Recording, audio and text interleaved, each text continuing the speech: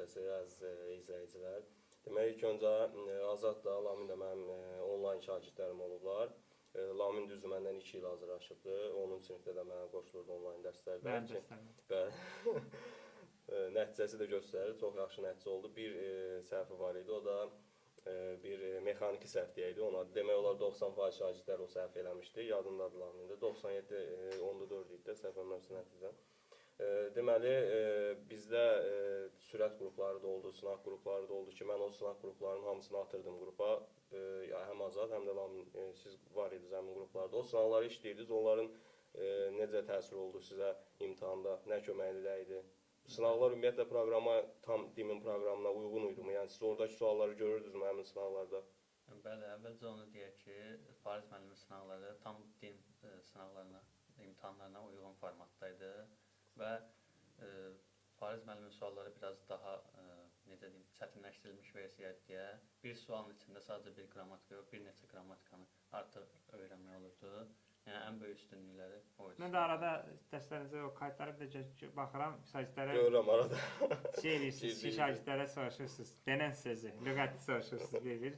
Yəni, xoşum gəlir, deməli, Fariz müəllimin onlayn dərslərdə o şagirdləri, belə deyək də. Ümumiyyətlə, lüğət çox önəmlidir ingilis dilində. Lüğətsiz ingilis dili mümkün deyil də. Çünki bizim proqram digər fənlərə baxanda, məsələn, riyaziyyatda bir istiqamət üzrə hərəkət eləyirsə, amma Azərbaycanda olsun, humanitar fənləri deyirəm, ingilisdə olsun, burada istiqamət bir neçə olur. Listening ayrı, reading ayrı, writing ayrı ki, müəllim həm özü yüklənir, həm şagird yüklənir burada. Onların hamısının da açarı nədir? Lüğət bazasıdır. Elə onu soruşacaqdım Labindən də. Məsələn, şagirdlər ən çox deyir ki, mən lüğət öyrənə bilmirəm, yadımda qalmır və yaxud da bir neçə belə primitiv bəhanələr var axı, özün bilirsən. İndi bu şagird neynəsin ki, bu lüğəti öyrənsin? Bəli, yəni... Mən məsələn, indi sözü də kəsirəm. Mən o vaxt şey deyirdim, çox öz-özümə təkrarlayırdım onu məsələn. İndi o şagirddən şagirdə dəyişir. Məsələn, biri deyir ki, mən neynirəm, yadımda qalmır da, müəllim, neyniyim mən? Hər gün təkrarlamaq. Hər gün öz-özünə çox söz demək. Mənə də maraqlıdır ki, bu yüksək yuvan şagirdlər necə öyrənirdilər də bu lüğəti? Bəli, elə Nizat müəllim mənim deyəcəyim şeydir. Nə maraqlı. Mən də hər gün açıb lüğəti təkrarlayırdım. Məsələn, bugün verdiyiniz unitdən əvvəlki uniti açıb öyrənirdim ki, o sözlər yadımdan çıxmasın və həmçinin ondan sonraki uniti də öyrənirdim ki... Hər ehtimala qarşı da birdən çatdıra bilmərəm, hə?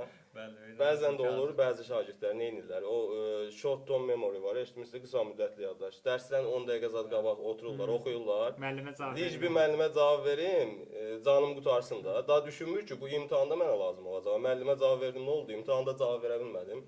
Qaldım belə. 3-4 gün əvvəldən öyrənmək, ondan sonra hər gün təkrarlamaq daha effektiv. Ən yaxşı, effektiv, düzdür, ən effektiv üsul. Təbii ki, qabaqcan öyrənib təkrarlayırsan. Təkrarlamaq bir də təkrar təbii ki, çox önəmlidir. Təkrar, hə. Təkrar bir də, mən məsələn dediyim kimi, bir sözü 100 dəfə öz-özümə deyirdim, dəli kimi. Məsələn, deyirsən ki, o da bir üsuldur. Mənim ən yaxşı məsləhətim, üsulum lüğət öyrənmək nədir? Lüğət kontekstin içində insan daha yaxşı yadında qalır. Sən cümlənin içində, readingin içində, yəni çoxlu mətn işləmək, listening işləmək lüğəti öyrənməyin elə bir metodudur. Şagird cümləni tərcümə eləyərək, oradakı sözlərin hansı cümlənin içində hansı mənəyə gəldiyin görürsə, o söz onun yadında daha yaxşı qalacaq. Nəinki o yazıb öyrənmək, təkrar deyib öyrənmək, onlar müvəqqəti olan bir şeylərdir ki, readingdə də tətbiq eləmək çox önəmlidir. Və səndə necə idin?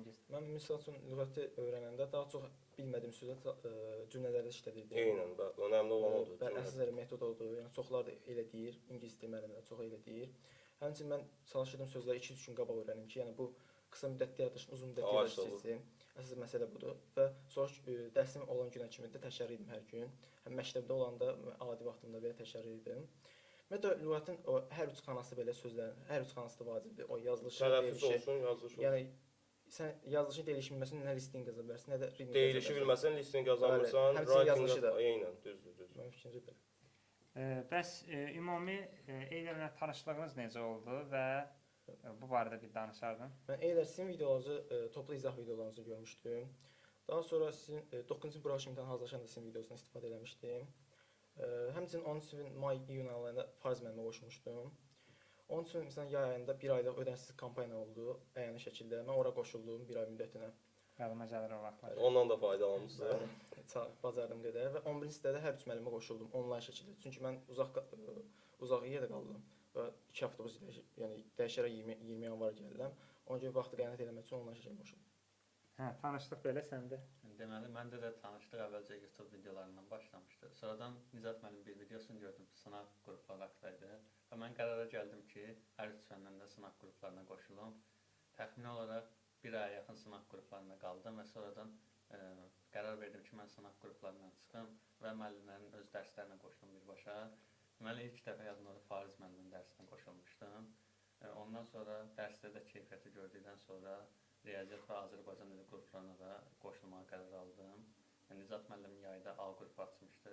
Apreldən marta qədər olan qrup. O qrupa qoşuldum. Sadiq müəllim qruplarına sentyabr ayında yeni qrup açılanda qoşulmuşdum. Hə, aydındır, başa düşdüm. Bəli, sınaq qrupları yenə də var. Davam edir ingilis dilində Fariz müəllimin riyaziyyatdan mənim və orada saysız hesabsız sınaqlar işlədirik. Orada qoşula bilərsiniz. Bəs ümumi bu onlayn şagirdlər deyir, onlayn öyrənə bilmərəm, edərəm. Ümumi onlaynda, yəni bunun müsbət mənfiliyi nədir? Məncə onlayn, mənim üçün onlayn vaxtı qəynat eləməkdir, yəni yolda vaxtı qəynat eləməkdir. Amma mənim imkanım olsa təbii ki, əyəni gələrdim, çünki yaxın qalsaydım mənim fikrimcə. Yəni Təbii ki, indi rayonda qoşulanlar əsasən onlayn. Bəs mənfisi varmı? Yəni onlaynla əyani dərs arasındakı məncə fərqi yoxdur. Yəni oxuyan şagird üçün? Bəli, oxuyan şagird üçün fərqi yoxdur. Sən necə? Bəli, mən də deyirəm ki, oxuyan şagird üçün fərqi yoxdur. Amma onlayn dərslərin həm vaxta qənaət üstünlüyü var, Həm kayıtları qalır. Bəli, həm də kayıtları qalır. Yəni istədiyiniz vaxt girib dərsə baxa bilirsiniz. Bəli, onsuz da fərq nə ola bilər ki? Fərq orada da sual verə bilir şagird. Əsas məsuliyyətli olmalıdır şagird. Bəli, Yəni müəllim başının üstündə durmur. Bəzi şagirdlər olur, lüğəti qoyurlar belə. belə. Yaxud da köçürlər əyanidə də onu. Əyanidə deyil. Bəs yaxşı, indi siz üsüz də Eylər Akademinin buraxılış fənlərindən hazırlıqlara qoşulmusunuz da. Bəs səmimi şəkildə onu tövsiyə edirsiniz, eləmirsiniz? Yəni səmimi şəkildə. Yəni onun faydasını gördünüz, görmədiniz belə. Bəli, gördüm. Səmimi 646 tapmışam, təbrik edirəm. Bəs sən? Yəni təbii ki, cavab aydındır. Maksimum şəkildə tövsiyə edirik ki, qoşulun dərslərə. Bir də onu da xatırladım ki, hər ikisi medalçıdır. Yəni bu elə-belə şagirdlər deyil. Hər ikisi belə deyək, Respublika Olimpiyadasında deməli Azad bürünc, gümüş, bürünc medal tarix üzrə. Lamin isə qızıl medal, hətta coğrafiyadan qızıl medal qazanıb, hətta birincilərin birincisi olub. Hər ikisi, yəni təkcə uğurları din balı ilə bitmir. Yəni bu uğurlar da var ki, olimpiyadada uğur qazanıblar.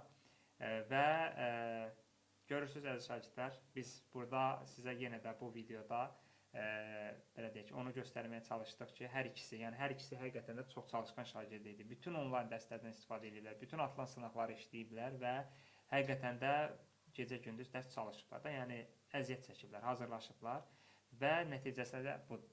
Yəni deməli düzgün sistemlə, düzgün formada çalışanda, hazırlaşanda bu nəticə mümkündür. Sizlər də gec olmadan çalışın. Sizlərə gözəl bir fürsətimiz də var.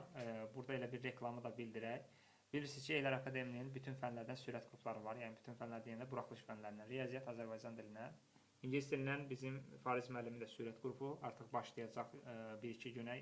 İndi bilmirəm bu videonun nə vaxt paylaşılacaq. Qrup artıq açılıb. Bəli, dekabrın əvvəlindən başlayır və istənilən vaxt qoşula bilərsiniz. Yəni dekabrın 5-də, 10-da, 15-də də qoşula bilərsiniz. Bütün proqramı 3 ay sizə öyrədəcək. Eləcə də riyaziyyatdan mənim sürət qruplarım dekabrın 15-dən başlayacaq. Orada da sıfırdan bütün proqramı öyrənəcəksiniz. 2 ay yarım ərzində bütün proqramı təkrarlayacaqsınız. Ora 25 23 yazan, 22, 20 yazanlar da qoşula bilib, nəticəsini 25 edə bilər və yaxud da 10 yazan, 12 yazan da qoşulub nəticəsini 18, 20 və daha yuxarı edə bilər. Bunun da sübutları var. Onlar həmin şagirdlərlə bağlı video çəkəcəyik biz. Məncə bu qədər. Son olaraq tövsiyə verirəm. Buyur, buyur. Uşaqlar, onu demək istəyirəm ki, daimi masa arxasında qalmayın. Çalışın, yəni hər bir saatda uzanıb oxuyun. Yox, hər bir saatda bir çalışın, idman hərəkətləri eləyin, stres hərəkətləri eləyin. Ümumiyyətlə məktəbə gedəndən qabaq çalışın idman hərəkətləri eləyin səhər vaxtı. Bunlar yəni çox əsas sizin sağlamlığınızdır. Yəni bunlar çox vacibdir. Enerjili olmaq. Belə deyək, enerji. Yəni bunlar hamısı çəkdiyiniz əziyyətdir, qısa müddətli əziyyətlərdir. Əsas o əziyyət bəhrəsini görməkdir, o məqsədinizə nail olmaqdır. Ümumiyyətlə bəzi uşaqlar var ki, yəni keçən il istədiyi universitetə daxil ola bilməyib, istədiyi ixtisasa girə bilməyib. Onlar deyirlər kaş ki vaxtında əziyyət çəkərdi. Siz o kaşını deməyin, bacarınız qədər. Yəni bir də ümumiyyətlə imtahana girəndə də çalışın, yəni həyəcanlı olmayın, stressli olmayın, diqqətli olun maksimum şəkildə, xüsusilə dinləmə vaxtı.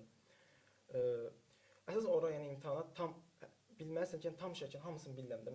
Bütün əlimdən gələn hər şey eləmişəm. Onun üçün də vaxtında eləmək lazımdır. Həmçinin o həyəcanı kim həyəcanlanır? Əsasən ya çoxlu sınaqlara getməyənlər, bir də Yəni özünə əmin olmayanlar, yəni bilir ki, yəni mən tam şəkildə hazır deyiləm. O həmin insanlar daha çox həyəcanlanır. Ona görə çoxlu sınaqlara gedin. Xüsusilə əyani şəkildə çoxlu sınava gedin. Sınavlar sizin səhvlərinizi yəni bir üzə verir, üzə çıxarır.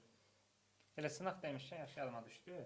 Elə Biz sınavdan hər çıxıb şey- gəlmişik bura biz. Biz sınaqdan gəlmişik bura. Eyni Akademinin hər il sınaq imtahanları keçirilir əyani şəkildə. Onun PDF-ini də yayırıq. Siz hər ikiniz keçən illəri iştirak edirdiniz. Özü uzun yol gələrək, yəni Qaradağdan gələrək, Qızıldaşdan gələrək istifadə edirdiniz.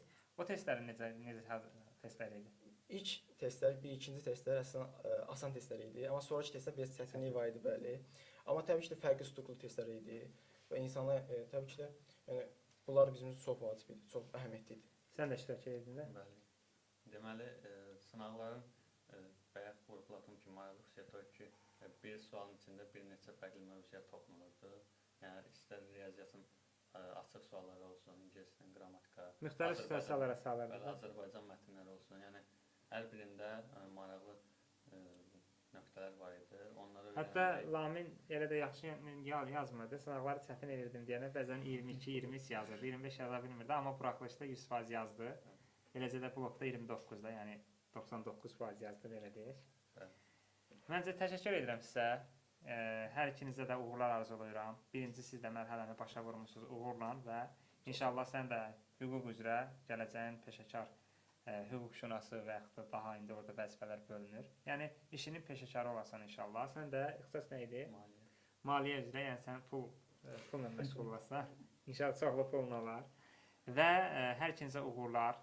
Bizim əziyyətləri belə deyək, yerdə qoymadınız, əziyyət çəkdiniz, hazırlaşdınız və biz sizinlə bu cür video çəkdik. İnşallah ki, bu video baxan 8, 9, 10 şagirdləri də, 11-ci şagirdləri də, yəni onlar da indi bu video baxırlar, deyirlər ki, bir zaman gələr, biz də yüksək bal toplayıb, orada gedib video çəkərik. İnşallah bu arzularınız da yerinə yetər sizin şagirdlər. Deməli, çox çalışmaq, əziyyət çəkmək lazımdır. Yəni, bu gördüyünüz şagirdlər hər biri belə deyək, bu yerə elə də asan gəlməyiblər, çox zəhmət çəkiblər, əziyyət çəkiblər, oxuyublar, gəlib çatıblar və bu mümkünsüz də deyil, yəni bunu hər biriniz bacara bilərsiniz. Sadəcə doğru dürüst müəllimlə hazırlaşmaq və yaxud doğru dürüst planla hazırlaşmaq. Bir də təbii ki, bu nəticələriniz elə hamısı birdən-birə başa gəlməyib. Siz ibtidai sinifdən bəri məktəbə getmisiniz, orada ibtidai müəllimlərin köməyi dəyib. Sonra 5-dən 11-ə qədər müəyyən hazırlıqlarda getmisiniz, əyani şəkildə belə deyək, o müəllimlərin də kömək dəyib və eyni zamanda biz müəllimlərin də son mərhələdə sizə kömək dəyib ki, bu yerə gəlib çatmısınız. Valideynlər. Təbii ki, valideynlər də öz yerində,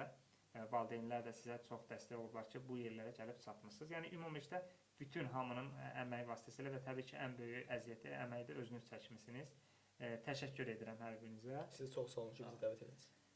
Faiz müəllim, son olaraq siz də fikrinizi bildirin. Mən də hər birinə təşəkkür edirəm. Məsələn, bizim də belə şagirdlər olduğu üçün fəxr edirik. Məsələn, hər dəfə video çəkəndə və yaxud da sizi dəvət edəndə, bu da bizim qürur mənbəyimizdir ki, belə şagirdlər Dincəlirik. Bəli, dincəlirik. Qısaca dincəlirik. Bəli, biz də yəni bu belə şeylərlə dincəlirik ki, yəni əziyyət çəkirik, dərs keçirik və Nəticəsini şagirdlər görürük, nəticəsini görəndə biz də artıq